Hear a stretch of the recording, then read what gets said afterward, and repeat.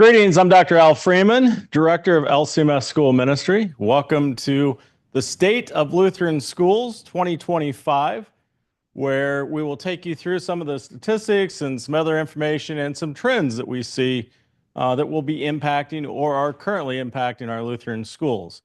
I'm joined by Will Van, Manager of LCMS School Ministry. Will is monitoring the chats and the various social media channels, and may chime in from time to time as well, but he is mostly behind the camera right now. Office of National Mission, which LCMS School Ministry is within. Here you see the opening slide, God's Mission Here. That is the theme for the Office of National Mission. As you see, God's mission truly is here. And of course, I say it's in our Lutheran schools. Here you see our Lutheran schools on a map throughout the United States. Of course, our three international schools: Hong Kong International School in Hong Kong, Concordia International School, Shanghai, and Concordia International School, Hanoi, Vietnam. Lutheran schools, what are we focusing on right now in Lutheran School Ministry?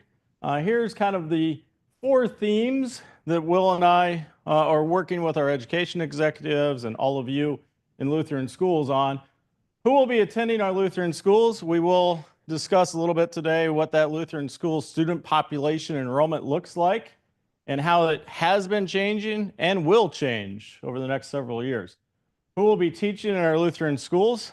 One of the biggest factors that we're encountering right now, of course, staffing. Lutheran school administrators. We'll talk a little bit about that today as well. How will Lutheran schools be funded? One of our great friends of Lutheran School Ministry, Dave Sommermeyer, always used the term no margin, no mission. Truly, we do need financing and funding. We'll look at that today as well, and how that is currently changing and will also change in the future.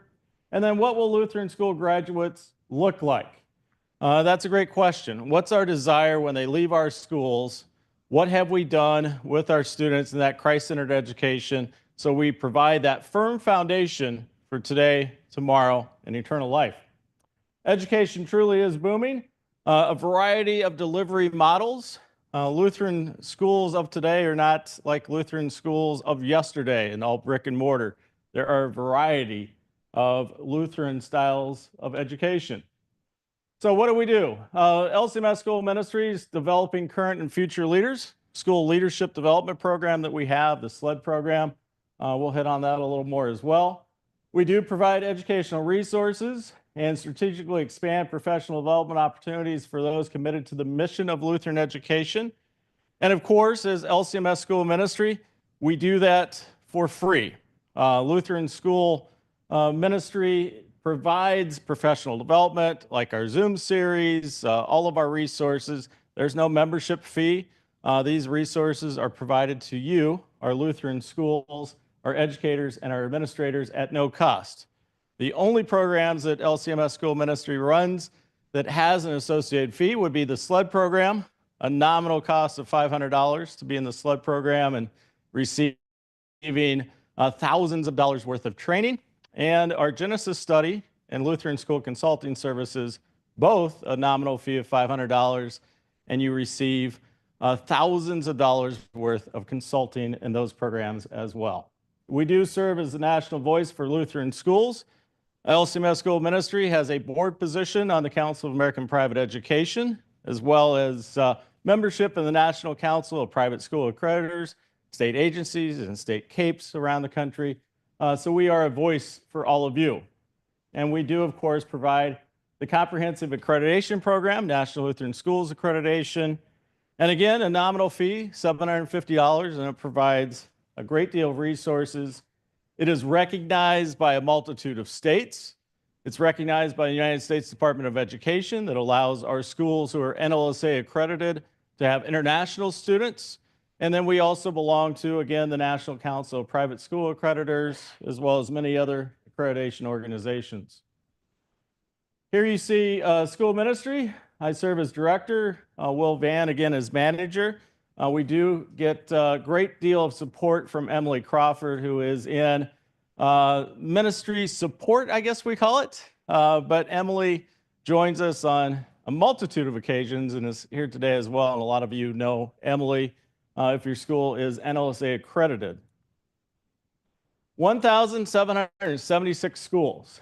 And this number fluctuates, sometimes based on how rosters and statistics count schools. We continue to work with rosters and statistics every year, trying to get a good count and figure out how we do count our schools. Some schools have early childhood, elementary, middle school, high school. Do we count that as 2, 4, 1? It just depends. So we're getting a better grasp of that count and how we do that and how other agencies do that as well.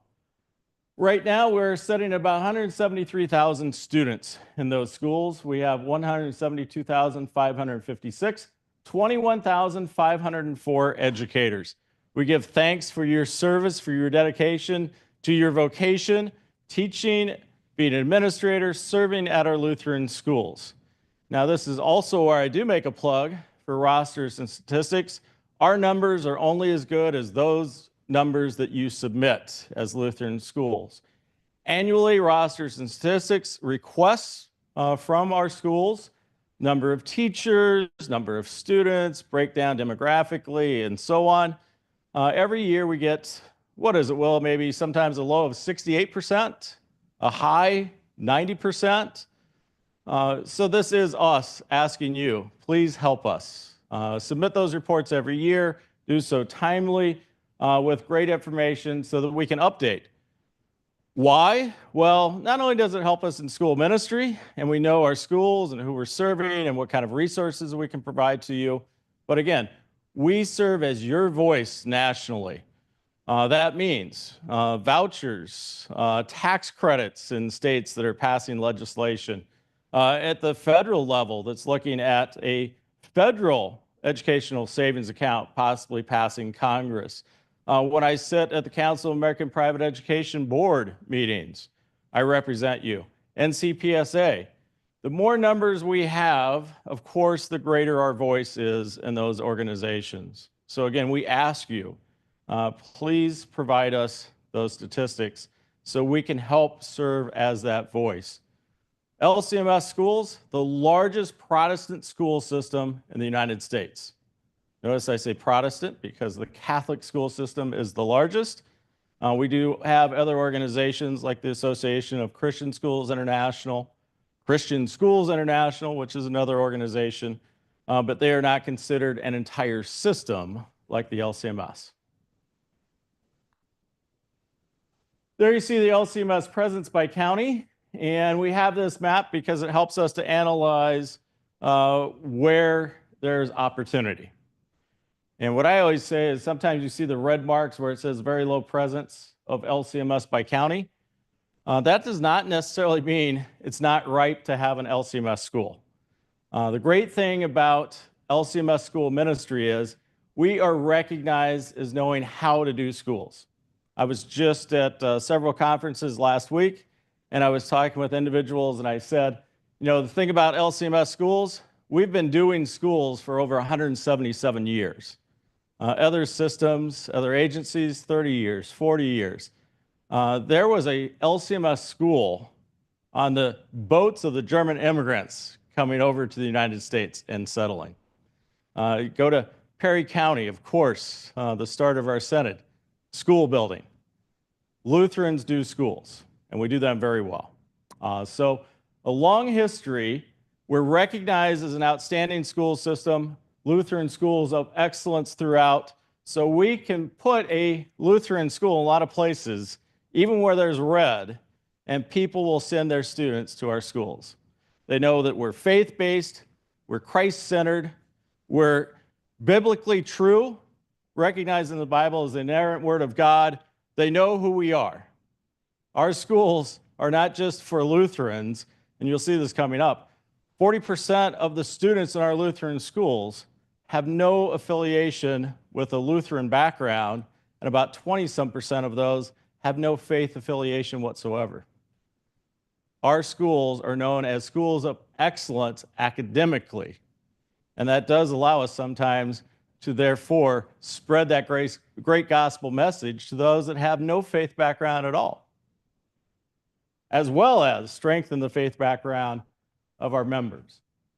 This year, of course, our theme is Endure for National Lutheran Schools Week. We've been celebrating that all week at the International Center with various school choirs coming. And Will, I do believe, Friday we'll release the theme for 2026. Is that right? Will's chiming in from the background. So stay tuned for that.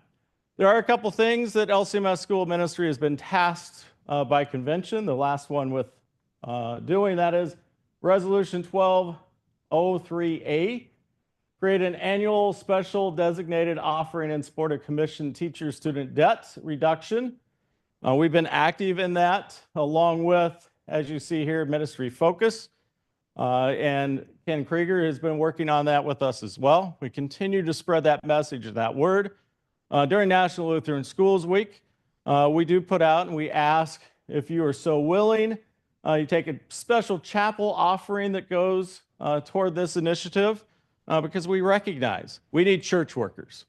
We need pastors, we need teachers, we need administrators. So anything that we can do to get the message out there, to recruit church workers, but also do so in a fiscally responsible way, letting them recognize that we are addressing the issue of finance. And then 1201A, we do have a committee at work doing this right here. I'll shorten it for you. It basically tasks school ministry and Concordia Publishing House, education executives with writing Lutheran school curriculum standards. Now, these are standards. It's not curriculum. It's not textbooks. It is standards that broadly provide a roadmap for our Lutheran schools and what should be taught in terms of standards. And basically what it's designed to do is provide Lutheran identity across all curriculum. Anything to add to that, Will? You're on that committee too. Hard at work. It is hard at work. They've met a couple times. Committee of about 12 people. They're doing a great job. Again, this is my pitch. When you get the requests from rosters and statistics for your listserv information, please get it to us. Right now, this is what we were sitting at. 75% of early childhoods reported, 90% of elementary schools, 87% of high schools. That's pretty good. We would love to see, of course, 100%. Anything over 90% we would be ecstatic with. So please remember to do that. We do utilize this data for not just internal means, but also comparative means. We do look and see what's going on with the Catholic system, enrollment, pay, trends that are occurring. Same thing with Christian schools that are out there. It helps us with our Genesis studies that we do with congregations to open Lutheran schools. That data helps us analyze pay, possible enrollment, marketing, fundraising. All of that helps us in that opening of schools. It also helps us when we do consulting work with current schools that may be looking to add grades to their school or might be in a struggle with enrollment. It helps us with marketing, with analyzing their tuition, and so on. This is also School Choice Week. What we like to call it, though, is Parent Choice Week. Parents have the biblical mandate to educate their children. We in Lutheran schools partner with parents in doing so, and we do believe that parents should have that right and ability to choose schools. There's a lot of what we call parent choice programs that are out there, and more there are parents who have a desire to look and see where they want to send their child versus before just kind of, okay, here's our assigned school, that's where they'll go. And you see it right here. The trend of parents looking for a new school option is not slowing down, in fact, is increasing. Last year, a survey showed 72% of parents have considered a new school, 63% have searched for a new school, 44% have chosen a new school. A recent survey that I just saw, 30-some% of parents want to send their child to a faith-based school. Only 17% end up doing so, basically because of finance. parents recognize the fact it costs money, tuition, to send their child to a faith-based school, to a Lutheran school.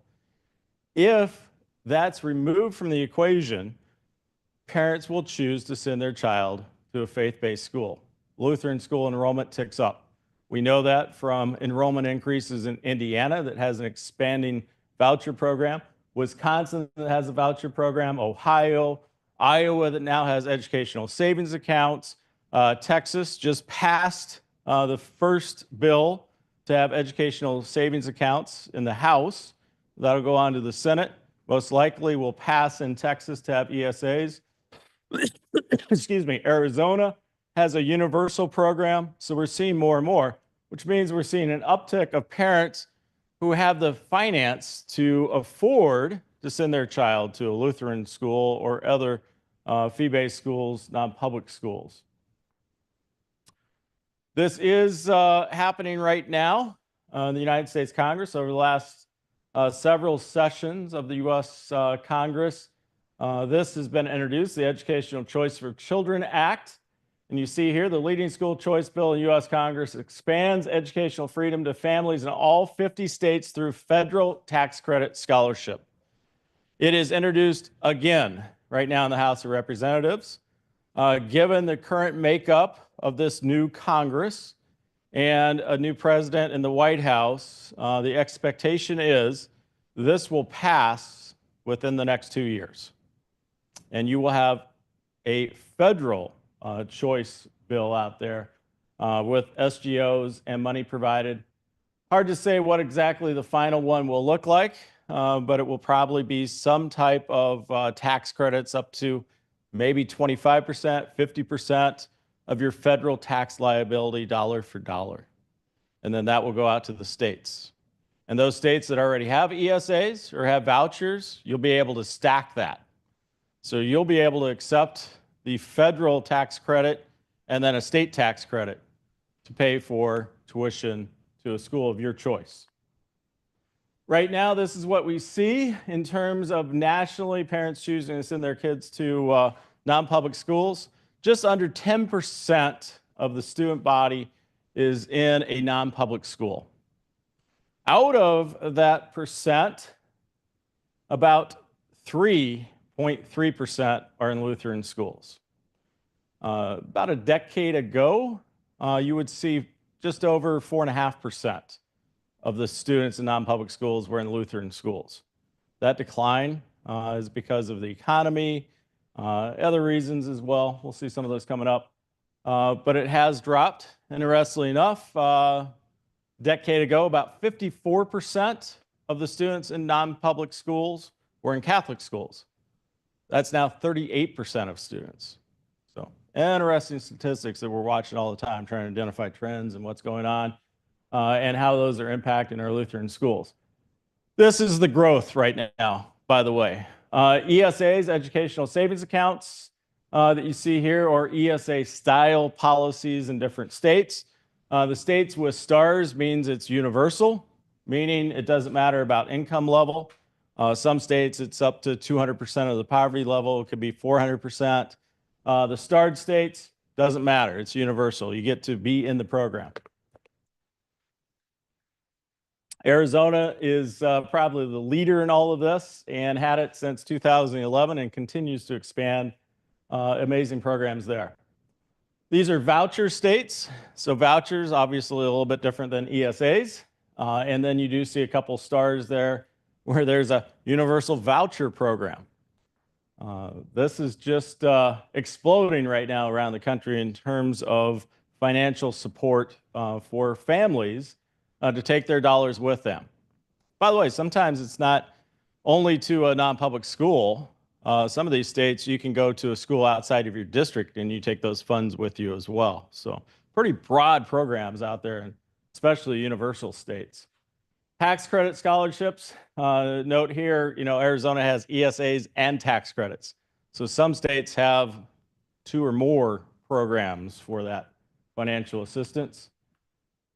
We do recognize and keep track of our tuition at our schools, and we look at that in line with educational savings accounts, with voucher programs and what those funds are like.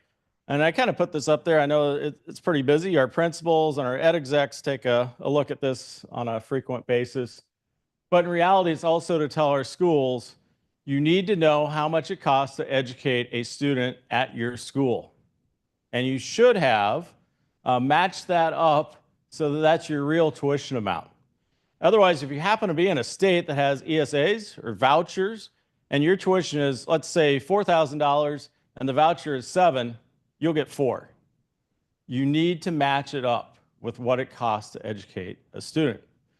Most of our Lutheran schools cost to educate a student on average, and again, let's generalize. This is, New York, LA to Omaha, Nebraska to Kansas City, and so on.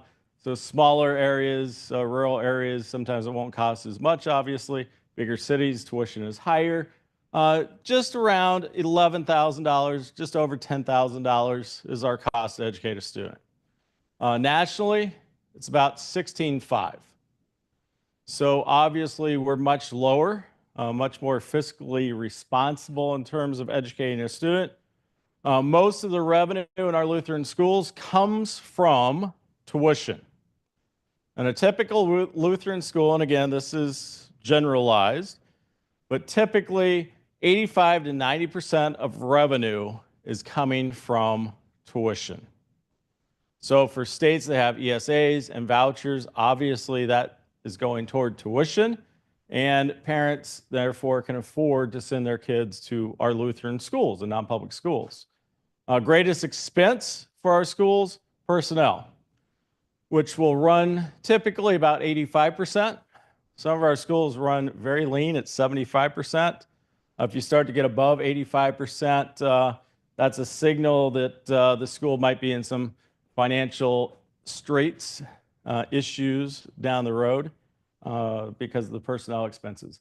But we do utilize all this information to help our schools set tuition rates. And again, this helps us for Genesis studies. It helps us for LCMS visits. It helps us work with our schools in terms of setting a fiscally responsible tuition, and one that recognizes the value of the education that you're providing, the cost to educate a student in your school, and then making sure that you do have some type of financial aid program that allows parents to send their children to your school. This is what it looks like in terms of schools, students, and teachers broken down very quickly. We'll look at some a little bit more in depth. Again, 1,776 schools, almost 173,000 students. This is where we see our kids. Early childhood, 45% are in our early childhood programs. Obviously, it's very important that we keep those students who are in our early childhood program into our elementary grades. So we want to make sure they have a great experience. We want to make sure that we're marketing our elementary schools and that we're keeping that 45% moving forward. Unfortunately, that is an area of work for us. We do not keep all 45%. In fact, we don't keep a majority of them moving into our K-8s. K-8, 44% of our student bodies there, just over 76,000 students. And 9 to 12, 18,877 students, or 11% of our enrollment are in our high schools. 109 high schools, about 170 or 780 K-8 schools, and about 1,100 early childhood programs. And again, those numbers don't add up to the 1776 because there's some crossover in terms of multiple grade levels at our schools and so on.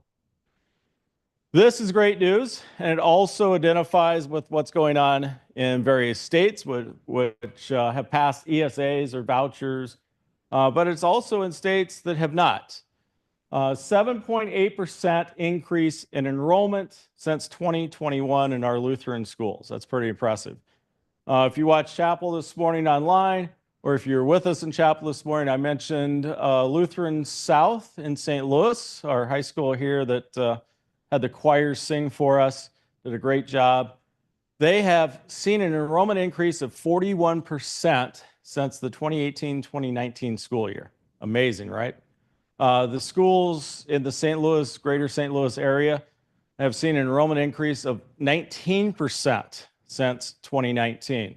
Now, that's not all due to vouchers or tax credits. Missouri has a tax credit program, but it still is complicated, restrictive. Some students attending our Lutheran schools do take part in the Most Scholars program, but the majority do not. So what else is going on? And it is the fact, and I'll steal a quote from Jonathan Butterfield here, who is the executive director of Lutheran South, who said, "Families are coming to us, they are flocking to us because we align with their morals and values." And that is absolutely the truth. That's where we're seeing growth in enrollment in our Lutheran schools, because families are aligning with morals and values, the Christ-centered education that we provide, the integrating of the faith throughout the curriculum. And I will say too, as a former head of a 6 through 12 school, we talked a lot about opportunity. We integrate faith in everything. God is revealed in all subject areas and everything that we teach.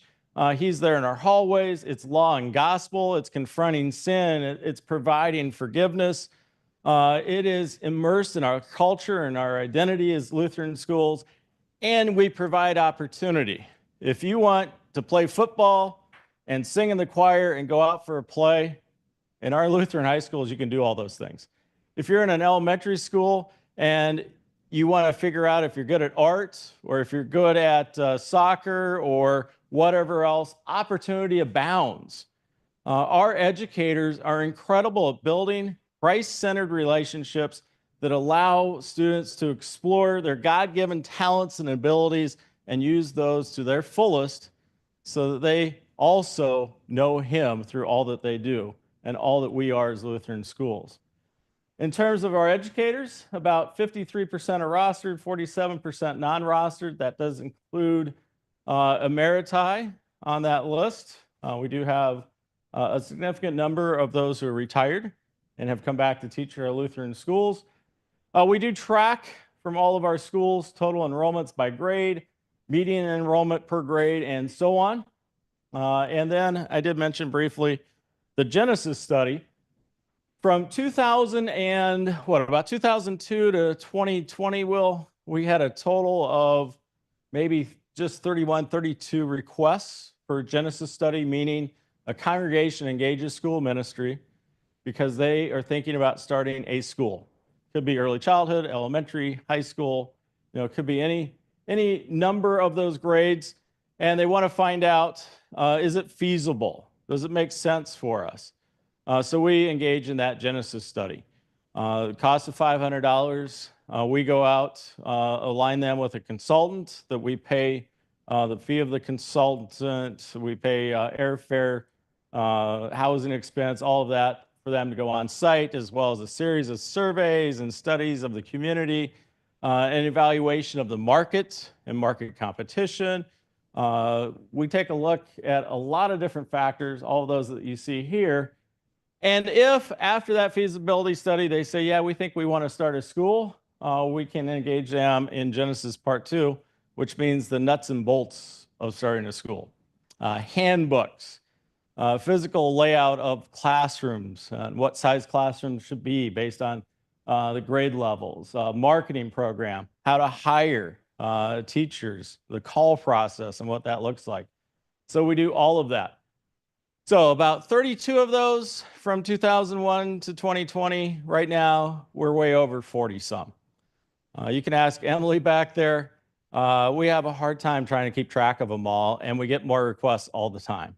It is one of those that it's a great thing for us, but it's also challenging for us given our limited human resources that we have in school ministry to keep on top of all these, engage them all. But what a great blessing it is to have so many Genesis studies that are occurring. So here's the breakdown of schools. You'll see all the different fine colors that we'll put in there to identify the grade levels. Total schools, and again, this you see from 2016-17 to 2023-2024, definitely a downward trend. Some of that is reporting and how we count schools. But it is also true that we've had schools close as well. We'll see that a little bit more. So since December 16, 2022, and this comes from rosters and statistics, we've had 105 what rosters calls unique schools, meaning single schools here, that have closed. 99 of those have been early childhood. And you can imagine a variety of reasons. Early childhood trying to maintain staff, very difficult. Wage increases in a lot of locations have challenged them to keep staff. Smaller communities, smaller churches, there's a whole variety of reasons, but we do analyze why have they closed. I will say another factor in that, you can kind of see it on the right-hand side, a lot of our early childhood centers are not accredited. This is why we always recommend to become accredited so that you can analyze how to not only open a school, be a school, but sustain yourself as a school. You know, what are those school quality factors that will alert you to an issue so that you address those before they go too far down a path and might create closure. 21 elementary schools, 14 middle schools, and that's a tough one, right? Because sometimes that's a middle school, high school, and they've closed the middle school but maintained the high school. And it's a elementary school that maybe instead of going all the way through 8th grade, decided to go K to 5 and eliminate grades 6 to 8 because of finances or some other reasons, demographic numbers and so on. We really don't have any standalone middle schools like you would see in the public system. 4 high schools closed, but again, a unique qualifier with that is we have 109 high schools right now. The number of high schools over time have really increased in the last 3 years by about 20. We've had a lot of micro high schools that have started. So interesting things going on in that world. Again, there is a correlation between accreditation and school closings. We do celebrate, it's kind of fun, last year, Branson, Missouri, that did a Genesis study 4 prior times, was it? This was their 5th one. 4 times we kind of came back and said, no, it doesn't look good. No, it doesn't look good. They did this one last spring and it looked great. And they said, we're going forward. We're going to start a school. They opened their doors this August. They're doing a great job. I think they have about 7 students. They have a teacher, a called teacher. They've got an administrator that's their associate pastor. They're doing just a great job. And again, these are stories that we can tell right now. We know that we'll be telling a lot more of these in the future as well because of all the Genesis studies that are going on and the ability, thanks to a lot of those ESA and voucher programs that we have to start schools. And as you see there, we think a lot will open next year. Here's a lot of numbers, but really all you need to know is the bottom line here that I've highlighted or put in bold. This is basically a 10-year snapshot, so keep that in mind. We had a decline, but now we're on an upswing. So in that 10-year period of 2013 to 2014 school year to the 2023-2024 school year, the number of schools declined by 21%. We're now starting to see a turnaround. The number of early childhood centers actually increased by 25%. But that also created some of those closings too, right? Where they would open, maybe weren't on solid footing and then later closed, but huge need, significant need for early childhood centers. Number of elementary schools declined by 17%. High schools increased by 21%. And then you see the enrollment decline of 22%. But again, the shift right now. Again, those statistics are very vital for us to make a determination of how do we help our schools be successful, sustainable, and grow. What are the factors that led to the increase in high schools? What are the factors that led to the increase of early childhood centers? What about the decrease of population? So where do students attend? Or in other words, where's the competition a little bit for us? Classical schools, not necessarily competition across the board because we have a lot of Lutheran classical schools. In fact, we have a number of classical Lutheran school startups over the last couple of years. So they are part of our system. There's also classical schools out there that are not Lutheran, and you have Catholic classical schools, Christian classical schools. There are a number that have opened. There's a number of micro classical schools that have opened around the country. Faith-based schools, of course, Catholic system, Christian schools, non-denominational, Christian schools international, all of them are in the marketplace pretty much where we are. Independent schools that are not faith-based. There is the National Association of Independent Schools. Oftentimes, some of their members are not a faith-based school. Charter schools. You haven't heard as much about charter schools in the last few years because of some of the others that have been opening. There's a court case right now where the Catholic Diocese in Wichita area in Kansas opened up, got permission to open a Catholic charter school. And right now it's before the Supreme Court. They've agreed to take the case. Is that, or was that Oklahoma? It might be Oklahoma. Yeah, not Kansas. I pick on Kansas for other reasons. But in Oklahoma, they were granted permission to open a Catholic charter school. Obviously, the question is that a violation of church and state, or can they do that based on Oklahoma law? So the Supreme Court just recently, a few days ago, agreed to hear the case. That will be decided sometime in June, and that decision will be significant, obviously not just for Catholic schools, but for all faith-based schools. Homeschooling, we've seen homeschooling on the rise over the last 3 years, ever since COVID. Significant numbers of homeschooling have increased in enrollment. And then there are some high-quality public schools and different programs that they run that are in competition as well. Bottom line, studies show the following. Parents desire flexible, value-driven, customer-based choices. What we identify typically still with Lutheran schools, Lutheran school families, those that are sending their children to Lutheran schools, they want a safe, Christ-centered environment. And they don't want to forego academic excellence.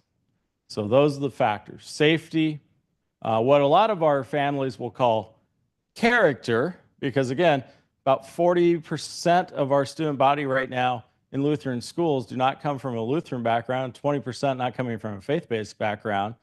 So they identify what we see as a Christ-centered environment as character development. Just a little bit different terminology there. But still safety, academic excellence, and that customer-based choices is interesting. Parents are becoming more and more consumers, and parents are also all of a sudden, and this is kind of a generational thing, our schools, and not just our schools, but all non-public schools, are experiencing the fact that sometimes parents just will stop showing up and won't tell you why. And again, that's kind of the generation, the millennials, and especially the earlier grades. They'll just change and not make you aware. So we encounter that a little bit too.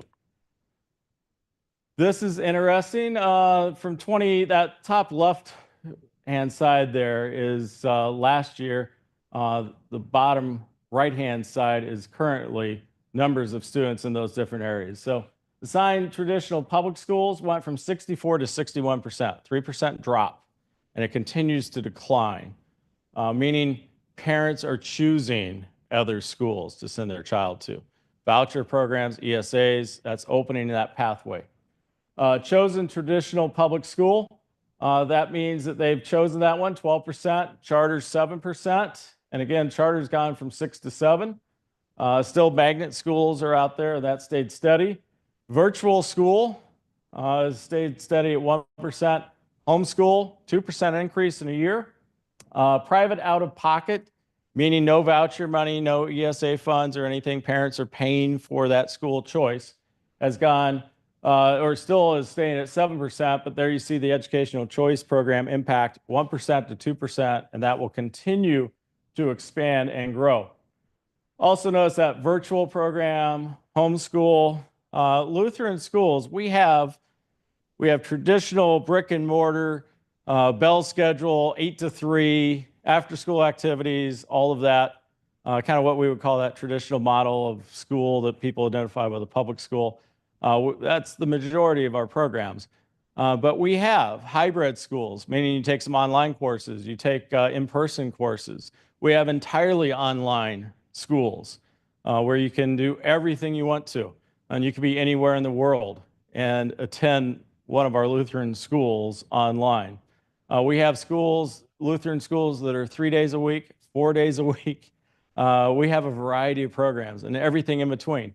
We have classical schools that are out there. We have Lutheran homeschool programs that are out there. Lutheran education is broad. And we in LCMS School of Ministry serve all Lutheran education, traditional, online, classical, homeschool, and we are your advocate and your voice as well. Enrollment trends, and again, data collection difference going on there that creates an anomaly a little bit. We saw 2013-14 to 2023-24, what some of those numbers looked like. What we do know is for about the last 3 years, we're seeing an enrollment increase in our Lutheran schools. 7.8, probably a little bit off, probably more like about 4.7% increase. And again, that's just some who reports and who doesn't. Grade level enrollment trends you see here. In that 10-year time period, enrollment declined to 12%, but we're going up markedly. Last 3 years, about a 5% increase. K-8 enrollment decline of 33% in that decade, but again, we're starting to see a turnaround and an upswing. And high school enrollment, a decline of 4%, but again, we're seeing a turnaround. We're also obviously seeing more high schools. Non-Lutheran students, I mentioned this before, the increasing trend of non-Lutheran student enrollment in Lutheran schools currently stands at 40%, with an additional 20% or 26% having no church affiliation. Pretty amazing. So Lutheran schools, who are they for? Everyone. They are for our Lutheran congregations and its members and those students. It's for the community students. It's for students that have no faith background. This morning, David Fiala was giving a tour this morning. He always does such a great job. And when he was with the Lutheran South students, he asked them, how many attend an LCMS congregation, how many attend a non-denominational, how many here are Catholic. We got hands up from all over the place. And that's a Lutheran school. They are coming from all different backgrounds. And we are there with our never-changing Lutheran identity and our solid Lutheran doctrine, providing that precious gospel message in everything that we do, and there for all families. And here, just a little breakdown of the numbers. I mentioned schools of excellence. We encourage all of our schools to look into the State Department's Blue Ribbon School program. Do so quickly because President Trump might change the whole look of the National Department of Education. But right now we have 42 Blue Ribbon recognized schools.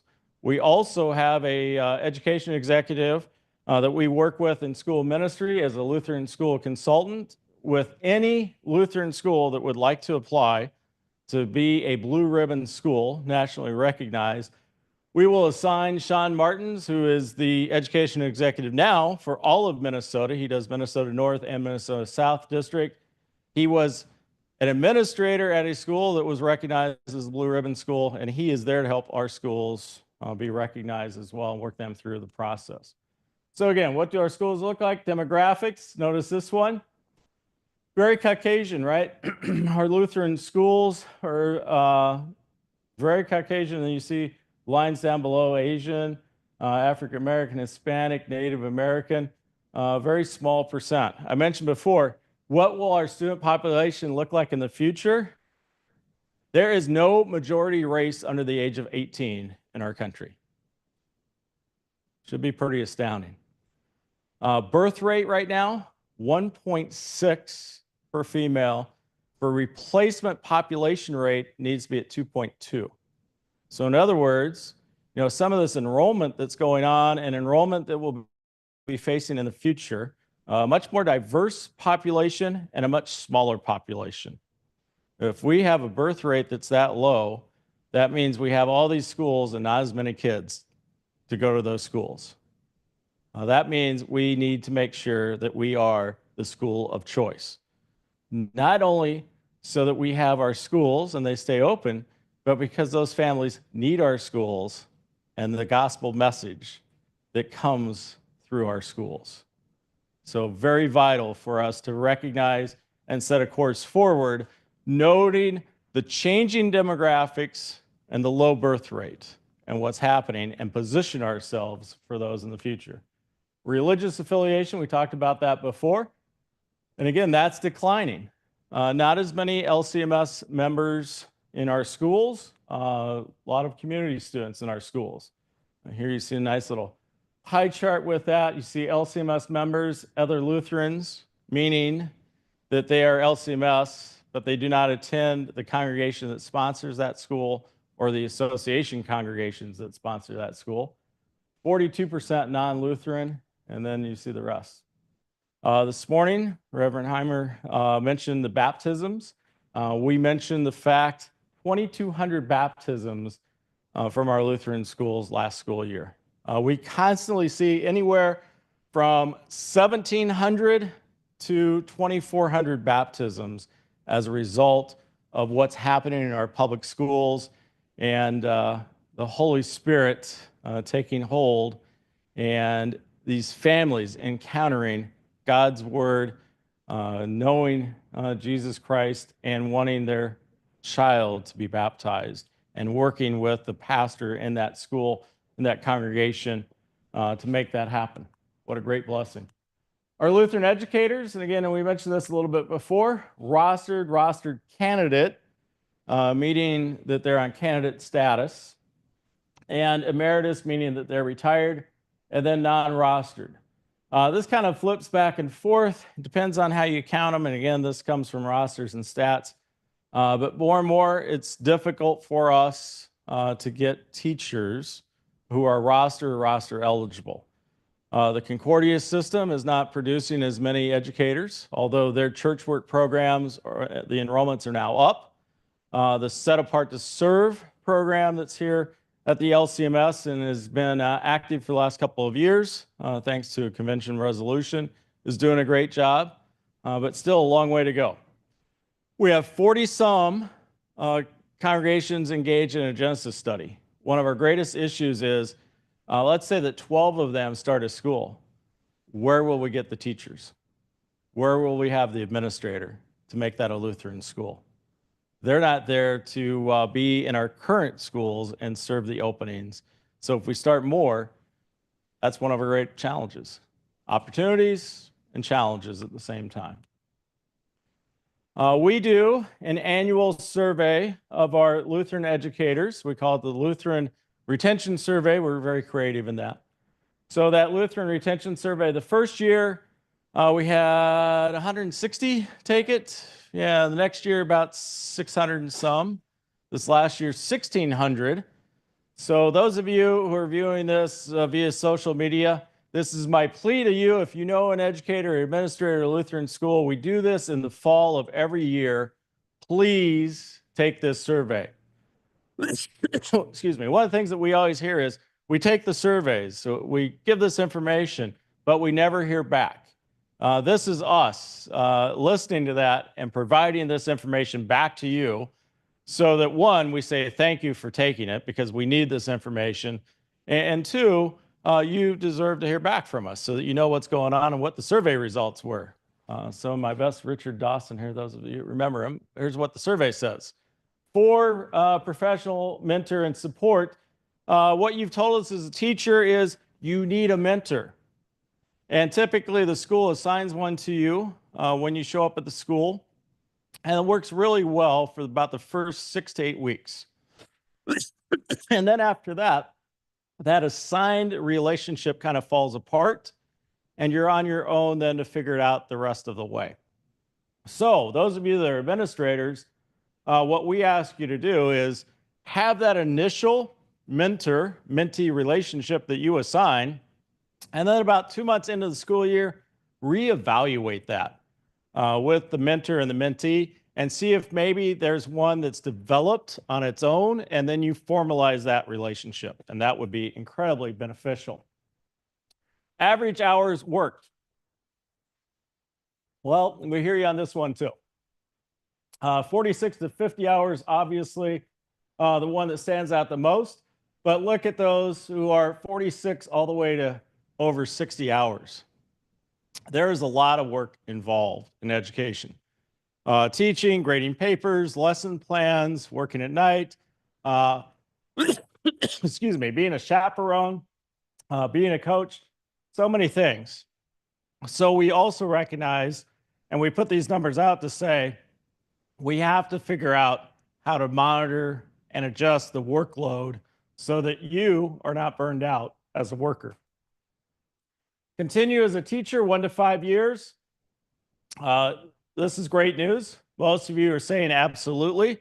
Nationally, if you can keep a worker into year 6, this just is not the Lutheran system, this is nationally speaking, the likelihood of them continuing on as a career and retiring is over 70-some%. So vital time going into year 6. We also recognize there needs to be a mentoring program, there needs to be monitoring of workload, and pay is important too. This next one is a little disconcerting to us. Continue as a teacher 10 to 15 years of experience. Those of you who took this survey and reported to us say over 400 of you not likely to continue on at all. That we hear loudly and clearly. We've sent this on to the education executives. We'll be talking about this with them and how to engage administrators and what we do to address this situation. What are those concerns and what can we do about it to keep you in the vocation and healthy in the vocation? 16 to 25 years, not at all. Over 600 of you said that. Same thing. We hear you. We're working on it. We have to figure out how to address this. We have to figure out what the concerns are. And some of you, out of that 600, there were some that you're retiring. So you said no, not at all. But that was not the majority. You were telling us there's concerns and there are issues, and we need to address those sooner instead of later. We also saw this. We asked you, would you consider the colloquy program to become a rostered worker? A lot of you said no. And basically your rationale was expense and it's cumbersome. So again, we pass that information along. We see what we can maybe work with those that oversee the colloquy program to address those issues as well. Are you interested in being an administrator? Great need for administrators. About 2014 to 2020, so even before COVID, about 40% of our Lutheran school administrators retired. Huge need, right? All of you are telling us out there, or most of you, not all of you, are saying, I'm not interested in being an administrator. Too much conflict with parents, too many hours worked, so many variety of activities when you're an administrator. It's quite challenging. So a lot of you are saying, absolutely not, and my calling is to be in the classroom. We broke it down like this. Thanks to Will, he pulled out these top identifiers. Teacher care. So what are you telling us about why you will not stay in the profession? Pay and benefits. We actually had some of our workers tell us they're on food stamps because the pay is so low. That is something that we need to address, obviously. We have to figure that out, which is one of the reasons why we have Finance Friday as well as a professional development opportunity to work on school finances. Hours worked. Well, we saw those numbers, and they're negative. Parents, and not having the administrator support when it comes to parents trying to dictate what's the grades are, or how the teaching is in the classroom, or playing time in terms of basketball or soccer, or you name the athletic sport there. All of those are issues. Now, the lower ones, the mentor, culture, climate, and time, those were actually positive ones. So what would keep you there? Having a strong mentor-mentee relationship. So you have a go-to person that is not your administrator. Culture and climate.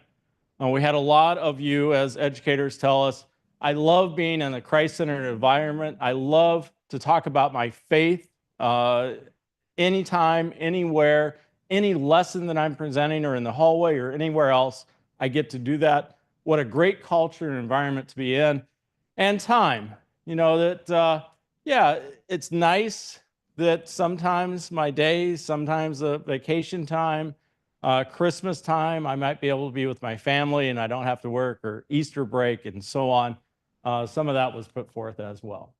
And as an FYI, because we're always looking for workers, school ministry does have a job board where schools can post position openings, teacher openings, administrator openings.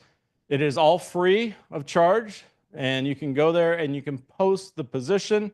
This goes out as well so everyone can see it and they can go there and see what jobs are possible. We always state, though, make sure that you work with your education executive, if you're an administrator, the call process, and that you properly follow that as well.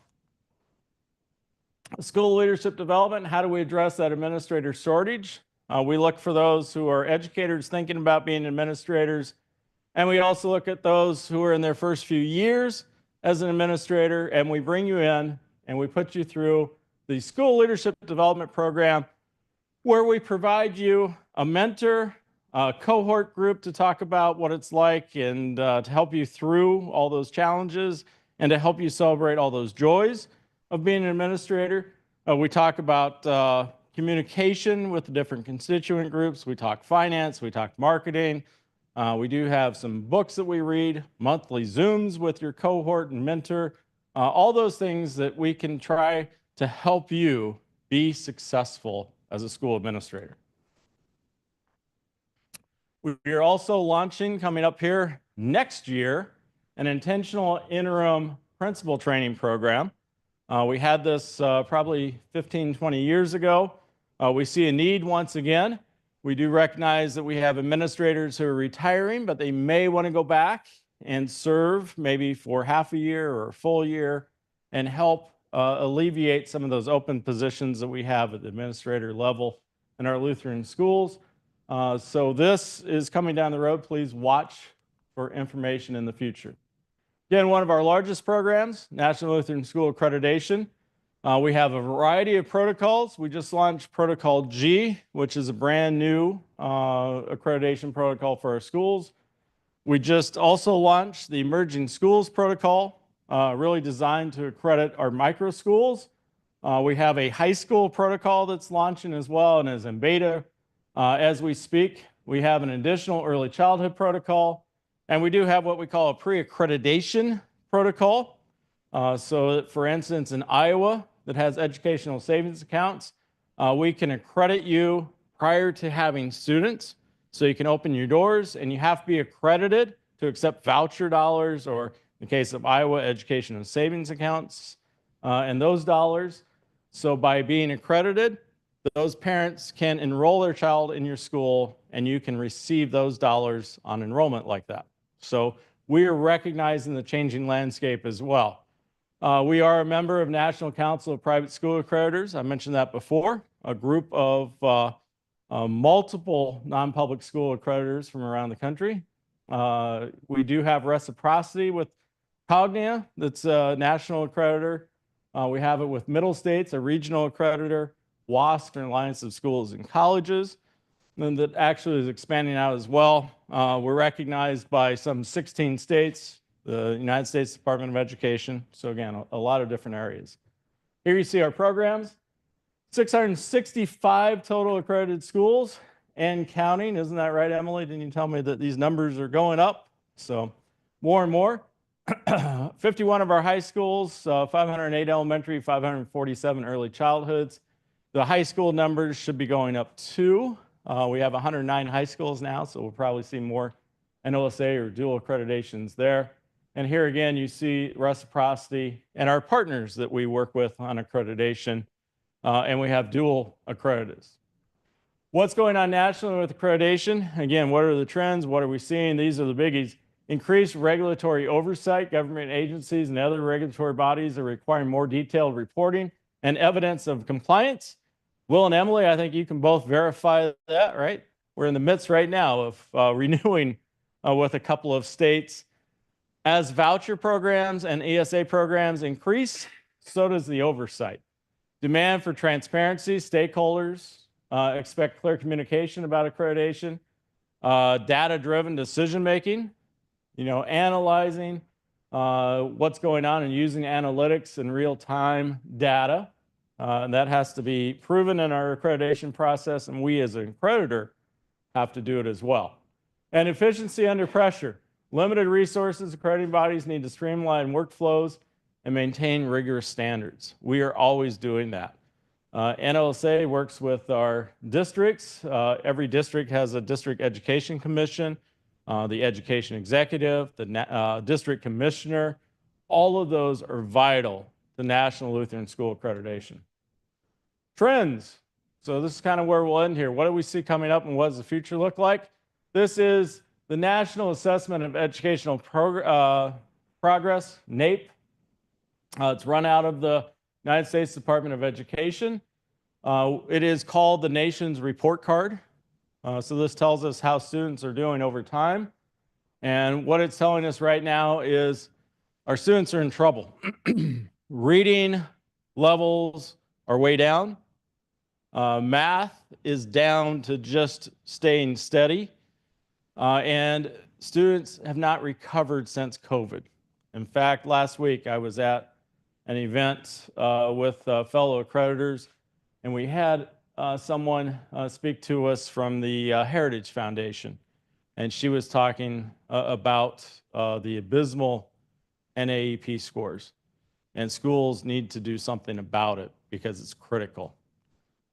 Lutheran schools, typically noted for being more successful in addressing reading and math, and our scores tend to be higher.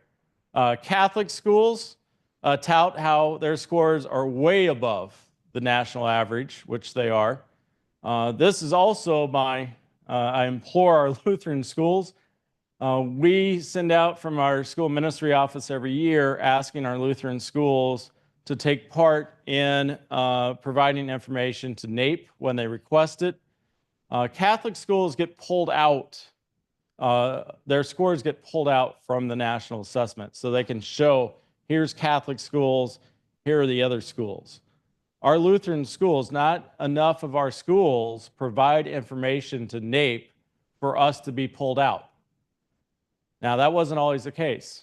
About 15 years ago, it used to be Catholic schools were pulled out, the Lutheran schools were pulled out, and then everybody else. And we could show our scores and our educational progress. I really ask our Lutheran schools to do that again so that we have those numbers and those pullouts so that we can show the excellent education that is occurring in our Lutheran schools. But again, the progress way down. Reading scores 2024 NAEP fell 2 points on average for both 4th and 8th graders. Steady decline predates COVID, actually. So we're seeing that. We're also addressing it with NWEA, which is standardized testing that a lot of our Lutheran schools do. Typically, our Lutheran schools will either do NWEA or Iowa Test of Basic Skills. We're working with NWEA to pull out our school scores so that we can provide that back to the school and then to the education executive in the district so they have district score analysis and then at a national level. So one, that'll help us just see what's going on. Two, that helps us see and therefore address any educational trends that we see, either positive or negative trends that we can address. Anxious generation out there everywhere, of course. You see it right now, smartphones and smartphone policies. Different states have been passing legislation prohibiting smartphones from schools. Even states that don't have that legislation public schools, non-public schools are all trying to figure out and address smartphones. The attention span of students, the constant text messaging back and forth, just everything that comes with that. And you see here, now professors at elite colleges, and of course, we're talking Ivy League, Harvard, Princeton, Yale, say their SAT acing students can't read books. Top scoring students have trouble staying focused on even a sonnet, said a Georgetown University professor. Anxiety, attention span, all of that is happening. And we've all been there, right? The vulnerability when you are a preteen and a teen, and now everything's showing up on your phone and you're taking Instagram shots and you're more worried about that. And the texting that goes on all night. We have students that are up all night long posting on Instagram, or they're looking for likes and all the anxiety that comes with that. So AI, we have our own AI expert. And I really want to claim AI. It looks like Al. That should be me up there. Will is an AI expert, and he does go around talking about AI and its utilization or policies for schools and so on.